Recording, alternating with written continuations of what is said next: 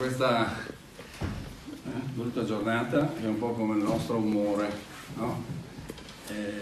Quindi mi sono scritto delle cose perché il primo discorso era doveroso leggerlo perché chiaramente diciamo poi le parole magari fanno fatica a uscirmi dalla bocca.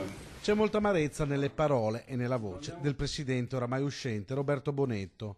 A pochi giorni dalla retrocessione in Lega Pro del Calcio Padova, la dirigenza lascia, ora toccherà al socio di minoranza Joseph Uğurlian gestire la società di Viale Nereo Rocco.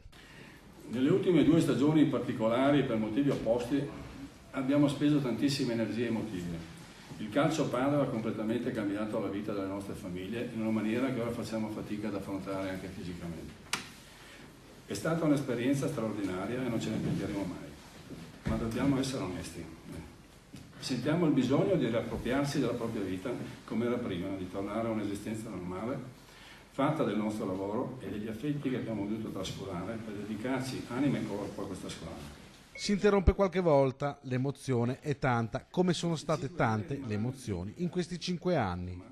2 promozioni e una retrocessione, il palmarès che la famiglia Bonetto potrà esporre dopo questa esperienza. Concludiamo riavvolgendo ancora il nastro per tornare a quel 2004, luglio 2014. Quando siamo entrati nel calcio Padova ci era stato chiesto primariamente di preservare la storia centenaria di questo club affinché non si ripetesse più quanto accaduto allora. Ad eccezione dei soci fondatori della Bianco Scudati Padova, che ringrazio, e di tutti quelli attuali, l'aiuto delle grandi forze economiche presenti in città non è stato però tale da farci compiere quel definitivo salto di qualità che auspicavamo. Non abbiamo mai millantato di avere a disposizione risorse finanziarie infinite. Le critiche via social hanno fatto molto male, dice Bonetto, che ha parlato anche del nuovo stadio garantendo che il progetto va avanti.